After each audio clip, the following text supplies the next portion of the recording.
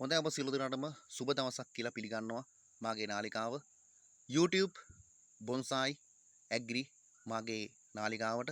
ඉතින් අදත් මම ඔබට පොහොර වර්ගයක් අරන් ආවා. දියර පොහොර වර්ගයක්. විශේෂිත වූ පොහොර වර්ගයක්. මේ පොහොර වර්ගය නම තමයි වෙන්නේ Gromo Nitroplex. Gromo Nitroplex රූපරාමුවක් ඔබට මම පෙන්වන්නම්. මේ ආකාරයේ කුඩා බෝතලයක් තමයි වෙළඳ පොලෙන් ඔබට මිලදී ගත හැකි වන්නේ.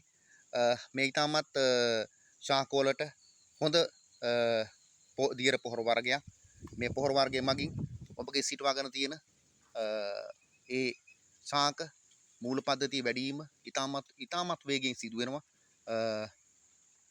Gromo Nitroplex මගින් ඉතින් මේ පොහොර වර්ගය අපිට අවශ්‍ය වෙන්නේ සෑම දෙයකටම වරුදු දිනසේ තමයි මේ පොහොර වර්ග නිෂ්පාදනය කරලා තියෙන්නේ. Gromo Nitroplex මේ ඇමරිකා එක්සත් ජනපදයේ තමයි නිෂ්පාදනය කරලා තියෙන්නේ.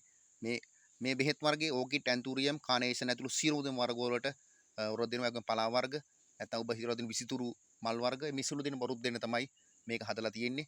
ඉතින් ඔබට මම රූපරාමුවක් මගින් පෙන්වන්නම් මේ කොහොමද මේ බෙහෙත් වර්ගය වතුර දිය කළ හදාගන්නේ කියලා.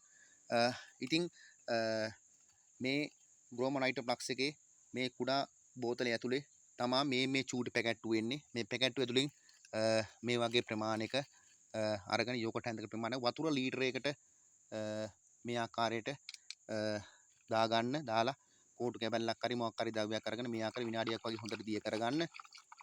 දිය කරලා ඉවර වෙලා ඔබගේ ක්ෂේත්‍රයේ ඇති ඒ ශාක දැන් මම තෝරගත්තේ ඇන්තූරියම් ගහක්. ඒ වගේම මම ළඟ තියෙන බොන්සායි ගහ තමයි තෝරගත්තේ. මේ වගේ බය නැතුව ඔය වගේ දාන්න පත්‍රයට වැටෙනවා කියලා කිසිම හානියක් වෙන්නේ නැහැ. ඔය වගේ මූල පද්ධතියට දාගෙන ගහේ වර්ධනය ඉතාමත් වේගවත් වෙනවා. ශාක පාත්‍ර ඉතාමත් හොඳින් වැඩෙනවා. මේ හොඳ බෙහෙත් වර්ගයක්. මේ බෙහෙත් වර්ගය පාවිච්චි කරන්න ඕනේ දින 7-10කට වරක් තමයි පාවිච්චි කරන්නේ. අනිවාර්යයෙන්ම අර මං කිව්ව ආකාරයට බෝතලෙන් මේ ගස් වලට පාවිච්චි කරනකොට ක්ෂේත්‍රය දුනකොට ඔබට පුළුවන් යෝගට් හැන්දෙන් එකක් තමයි අපි වතුර ලීටරයක් කලවම් කරගන්න ඕනේ.